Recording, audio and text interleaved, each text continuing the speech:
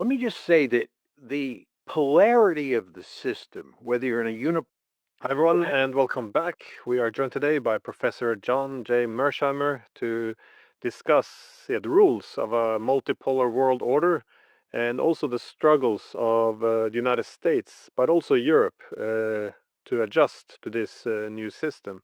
So, welcome back. It's great to have you back. I'm glad to be here as always, Glenn.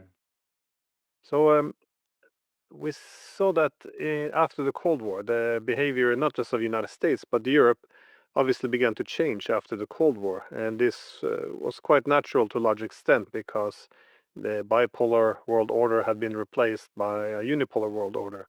Now, the different international distribution of power in the 1990s and 2000s were, however, very different than they are today. So, in your opinion, though, how has the shift in towards a multipolar distribution of power impacted what should be effectively the rules of the international system? Thinking more about how what the U.S. can achieve, and in terms of how it has to act. Let me just say that the polarity of the system, whether you're in a unipolar, a bipolar, or a multipolar system, it matters enormously. I was born and came of age in the Cold War, which was a bipolar world. It was the United States versus the Soviet Union. And then, of course, in 1989, maybe 1991, with the collapse of the Soviet Union, we went from bipolarity to unipolarity. And that was just a huge change. One cannot underestimate how much that affected international politics. And I would note that one of the problems is that most people today who are involved in the policy process or involved as commentators came of age during the unipolar moment, not during the bipolar moment or the bipolar era of the Cold War.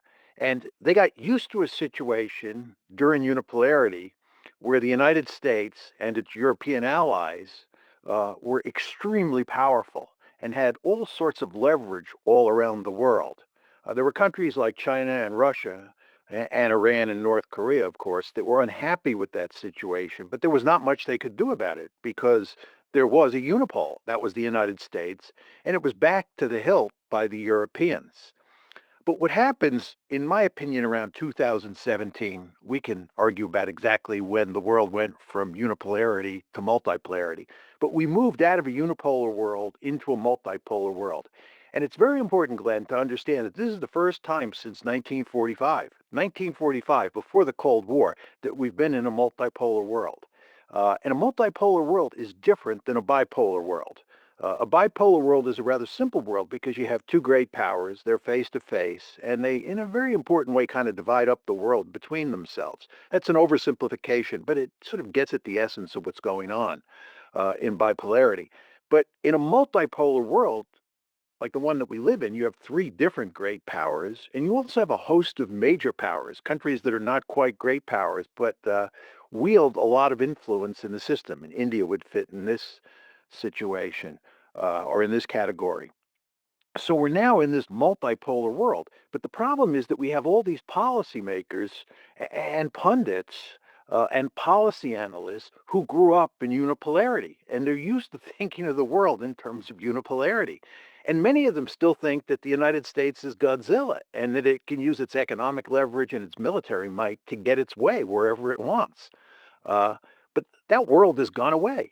And you're now talking about, from an American perspective, dealing with the United States, excuse me, dealing with Russia and dealing with China, two great powers. And then you have to deal with countries like India, countries like Turkey, countries like Iran. There are a lot of other important players in the system that you have to deal with. So it's a very complicated world.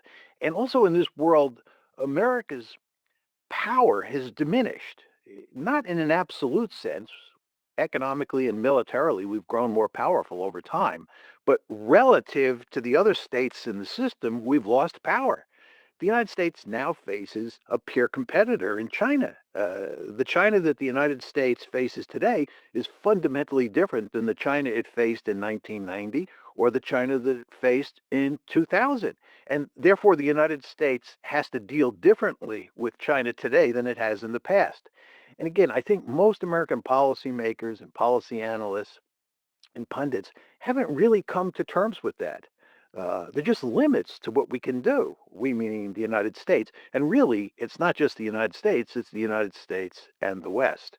So this is the world that we're in today is just fundamentally different than the world that most people who are in the policy process these days came of age in. Well, realists tend to differ a bit on what order is most stable.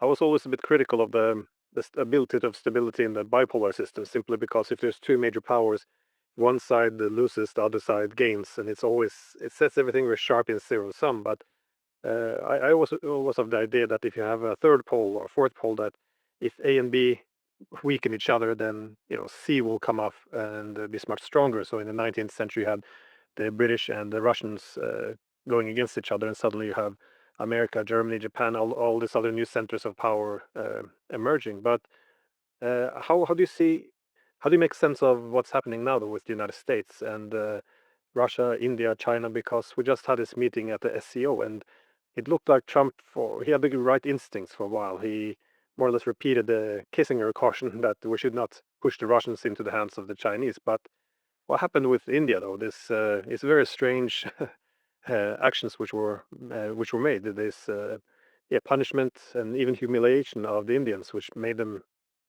align themselves much closer with these two other Eurasian giants. Well, if you look at what the Trump administration is doing with regard to the alliance structure that it's trying to set up or not set up, it makes no sense at all from a balance of power perspective. It's very important to start by emphasizing that China is a peer competitor of the United States. There's really only one great power in the system that can give the United States a run for its money, and that's China. China is a formidable opponent of the United States, both economically and militarily. So if you're in a system where China is your principal concern, and you want to contain China, you want to contain China's rise. This is not to argue that you want to start World War III against China, but you want to prevent China from dominating Asia. You then, excuse me, Glenn, you then want to have good relations uh, with Russia, and you want to have good relations with India because you don't want them on the Chinese side of the ledger. But what the Trump administration has done by continuing the war in Ukraine and treating the Russians quite badly, despite what happened in Alaska, is in effect continue to push the Russians into the arms of the Chinese. And now what's happened is that as a result of putting 50% tariffs on India and saying all sorts of terrible things about India, Trump has driven the Indians into the arms of the Chinese. So as we recently saw at the SCO meeting in Tianjin in China, the Indians, the Russians, and the Chinese are all becoming the best of friends, which again is not in the American national interest. What the Americans should want is a situation where India, Russia, and the United States are the best of friends. But exactly the opposite has happened.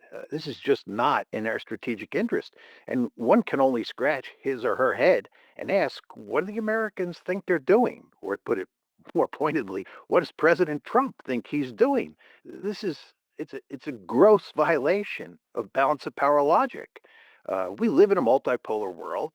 The Trump administration believes to a person that China has to be contained. Well, if you believe China has to be contained, pushing the Russians and the Indians into the arms of the Chinese just makes no sense at all. And you can take this even further, Glenn. You can talk about countries like Iran and countries like North Korea as well. What we see happening here is that the Russians, the Chinese, the North Koreans, and the Iranians have all come together to, in effect, balance against the United States. Uh, the Europeans, who of course work with the Americans on the Iran issue, uh, the Europeans have now pushed for snapback sanctions on Iran. Uh, as you know, with the JCPOA, the agreement between Iran and the United States, China, Russia, Germany, France, and Britain, that JCPOA agreement in 2015, we took sanctions, all sorts of sanctions, off of Iran. Uh, Most in theory, not in practice. But anyway, the argument was that if one member of that group decided to put snapback sanctions, to put the sanctions back on Iran, everybody would go along with that. Well, the Europeans want to put snapback sanctions. They want to put the sanctions back on Iran. And the Russian foreign minister, Chinese foreign minister, and the Iranian foreign minister have just issued a statement saying they consider these snapback sanctions illegal, wrong, and counterproductive, and they're not going to pay any attention to them. So what you see here is that that unified front to prevent Iran from acquiring nuclear weapons in 2015 has broken down. And the Iranians, the Russians, and the Chinese are working together. And in fact, the Russians and the Chinese are helping the Iranians build up their defenses for another possible attack from Israel and the United States.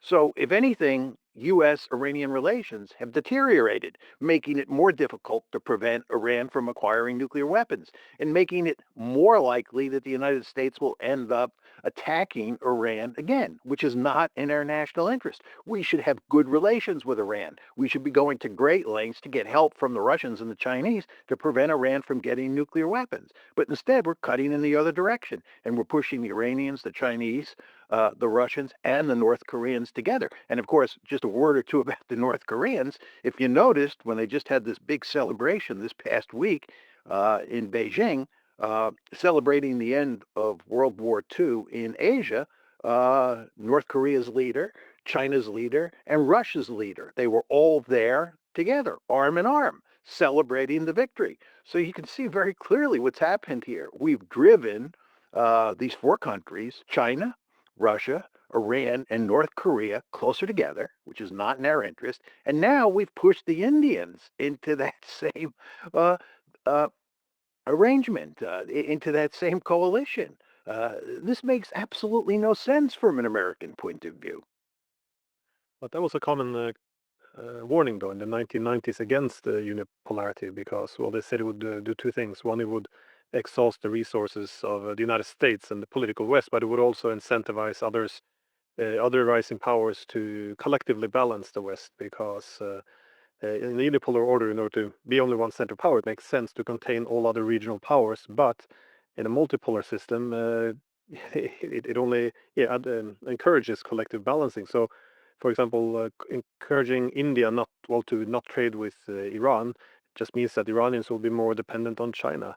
In I think it was 2012, we had Hillary Clinton arguing that the U.S. should slow down or try to break up the Eurasian Economic Union because it institutionalized too much Russian influence over Central Asia. It was also cited as a reason, well, by many as a reason why toppling the government in Ukraine in 2014 became a key objective. But if Russia doesn't have influence in Central Asia, then China's influence will grow out of proportion. So the whole idea of having the system working towards a natural equilibrium appears to be undermined. I mean, even in Europe, why would it seems once you shift from unipolarity to multipolarity, having Germany and France have better relations with Russia would be preferable, wouldn't it? Than having now, as we see now with the SEO agreements being made, all this gas, which was supposed to fuel Europe, instead going to China. So Russia also becomes more dependent on China.